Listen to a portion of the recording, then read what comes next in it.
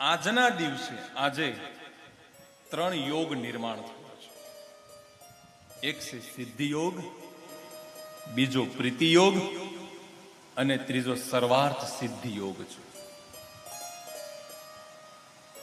આવા યોગ સેંકડો વર્ષોએ નિર્માણ થાય છે. તેથી આ શ્રાવણ માસમાં બની શકે એટલી ભગવાનની કથા સાંભળો, બની શકે એટલું ઓમ નમઃ શિવાયનો નાદ કરો, મહામૃત્યુંજય મંત્રનો નાદ કરો. તો સ્કંદ પુરાણમાં શ્રાવણ માસનો મહિમા સમજાવે છે. ભગવાન મહાદેવ ખુદ સનત કુમારોને કહે છે, ખૂબ સરસ શ્લોક ભગવાન મહાદેવ બોલ્યા, સાંભળજો.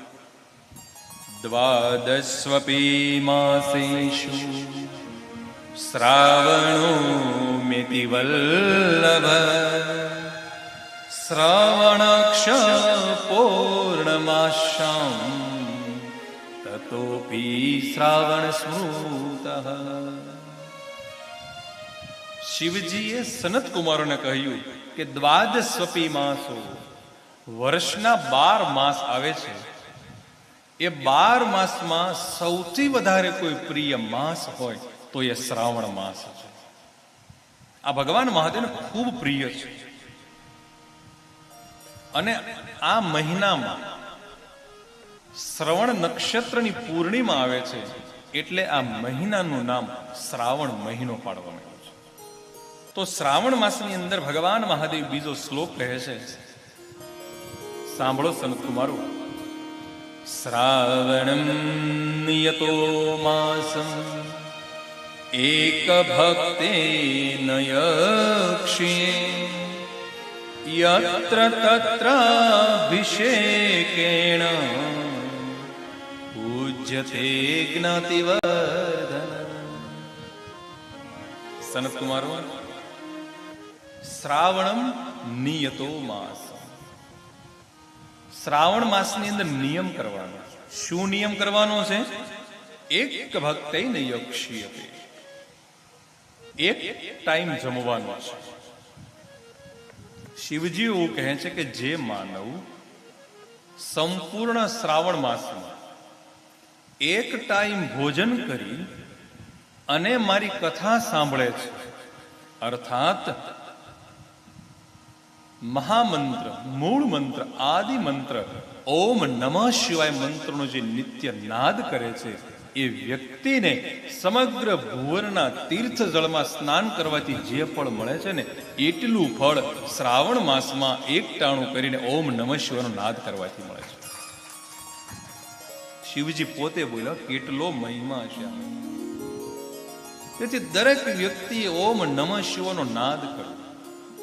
મૂળ મંત્ર છે, આદિ મંત્ર છે, મહામંત્ર છે, મંત્રનો પણ મંત્ર છે. આનાથી જગતમાં બીજો કોઈ શ્રેષ્ઠ મહામંત્ર ન હોઈ શકે. કારણ કે ઓમ એ બ્રહ્માંડનો પ્રધાન અક્ષર છે. The first word of universe is Om. આમાંથી જ બધું ઉદ્ભવ્યું છે. આમાંથી જ વેદ, શાસ્ત્રો, પુરાણો બધું જ ઓમમાંથી પ્રગટ થયું છે. માટે ઓમ નમઃ શિવાયની માળા નિત્ય કરવી, આ શ્રાવણ માસમાં ખાસ કરવી. અસ્મિન માસે હિતમ યદદાનત્યમ કલ્પતે, એવું પણ કહ્યું કે આ મહિનામાં તમે એક વખત ઓમ નમઃ શિવાય બોલો અને શ્રાવણ શિવાયના મહિનામાં 100 વખત બોલો, ત્યારે પુણ્ય એટલું ભેગું થાય છે. વિચાર કરો. તો કહેવાનો મતલબ એ થયો કે તમે અષાઢ મહિનામાં 100 વખત ઓમ નમઃ શિવાય બોલો, જે ફળ મળે એટલું જ ફળ શ્રાવણ મહિનામાં એક વખત ઓમ નમઃ શિવાય બોલવાથી મળે છે.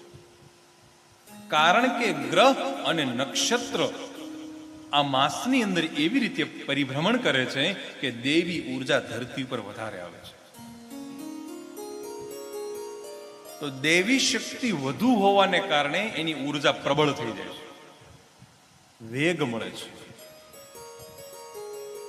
મહાદેવ એવું પણ કહે છે કે શ્રાવણ મહિનામાં મારી અને વિષ્ણુની ઉપાસના વધારે કરવી. આમ તો બંને એક જ સ્વરૂપ છે.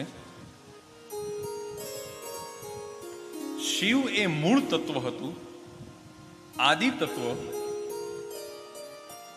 ગુણાનુભેદ રૂપતઃ, ગુણ ભેદને કારણે ત્રણ રૂપ થયા શિવજીના. એક બ્રહ્મા, બીજું વિષ્ણુ અને ત્રીજું મહેશ યાની શંકર. તો શિવ તત્વ એ નિર્ગુણ છે, નિરાકાર છે, અને એને એકમાંથી બહુ થવાનું નક્કી કર્યું, અને ત્રણ ભાગ ગુણ ભેદને કારણે થયા છે. તો ગુણ ભેદ શું? તો કે બ્રહ્માજી છે એ સર્જન કરે, વિષ્ણુ ભગવાન એનું પોષણ કરે, અને શિવજી યાની મહેશ એને લય કરવાનું કામ કરે છે. શક્તિ એક જ છે. સોનું એ સોનું જ છે, પરંતુ એમાંથી વીંટી બને, એમાંથી બ્રેસલેટ બને, એમાંથી હાર બને. તો ધાતુ એક જ છે, પણ રૂપ અને રંગને કારણે, ગુણ ભેદને કારણે એને જુદું જુદું નામ ધારણ કર્યું. તો શિવજી એક જ તત્વ છે, પણ આ સંસારની અંદર જુદા જુદા કાર્યો કરવાને કારણે એને જુદા જુદા રૂપે નામ ધારણ કર્યું છે. આપણે આરતીમાં પણ બોલીએ છીએ, હરિહર એક સ્વરૂપ અંતર નવધરશો, શિવ અંતર નવધરશો.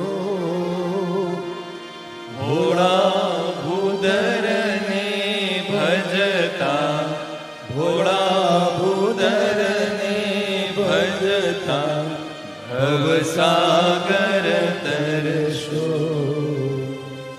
ઓમ હર હર હર મહાદેવ.